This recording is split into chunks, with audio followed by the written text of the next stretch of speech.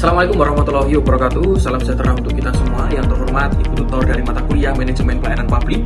Perkenalkan, nama saya Danestan Nurdwi Sukmadeva dengan nomor NPM 05422133 akan memaparkan dan juga menjabarkan terkait tugas 1 dan tugas yang kedua. Keduanya memiliki korelasi yang sama dalam hal pelayanan publik. Kita bahas pada kajian yang pertama terkait dengan permasalahan dari pelayanan publik. Di tugas yang pertama atau kajian yang pertama, masyarakat Kediri ini masih menghadapi beberapa permasalahan yang serius di dalam hal pelayanan publik. Yang pertama, terkait dengan prosedur yang masih berbelit-belit. Kemudian yang kedua, kurangnya transparansi informasi.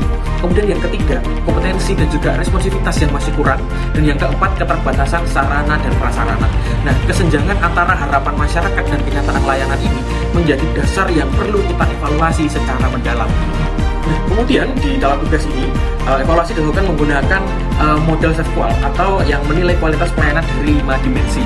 Yang pertama terkait dengan bukti fisik, kemudian terkait juga keadaan yang ada, kemudian terkait dengan daya tanggap, dan kemudian jaminan, dan juga empati.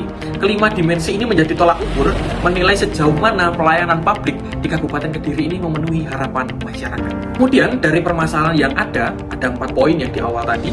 Kemudian saya sebagai penulis menindaklanjuti dengan menawarkan inovasi yang inovatif. Salah satunya adalah dengan sistem pelayanan terpadu berbasis digital. Meskipun sudah ada, tetapi belum secara sempurna dapat dijangkau oleh masyarakat.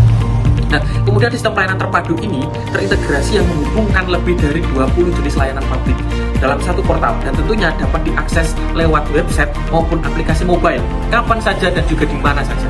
Fitur utamanya di dalamnya adalah ada portal layanan tunggal, kemudian ada digital real time, kemudian ada notifikasi ketika layanan sudah berhasil, entah itu melalui SMS atau melalui WhatsApp, atau juga fitur pengaduan 24 jam, dan juga konsultasi secara langsung terhadap ataupun kepada petugas dengan permasalahan yang ada.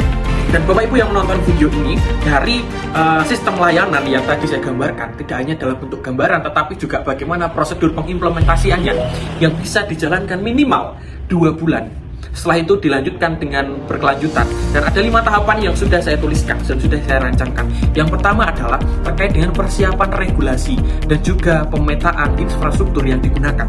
Kemudian tahapan yang kedua, ada pembangunan platform yang tentunya terintegrasi oleh sistem dari dinas-dinas lainnya.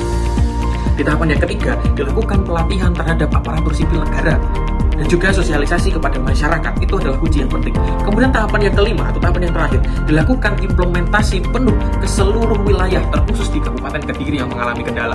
Nah, target dari pencapaian ini adalah pengurangan waktu pelayanan hingga 60% dan peningkatan indeks kepuasan masyarakat dari cukup baik menjadi sangat baik. Dan melalui video ini sebagai penutup bahwa evaluasi pelayanan publik yang dilakukan di Kabupaten Kediri secara terkhusus telah menemukan atau mengidentifikasi permasalahan yang ada secara nyata yang dialami oleh masyarakat, dan melalui sistem pelayanan terpadu ini hadir sebagai jawaban inovatif menjadikan pelayanan lebih cepat, lebih transparan, dan juga mudah diakses.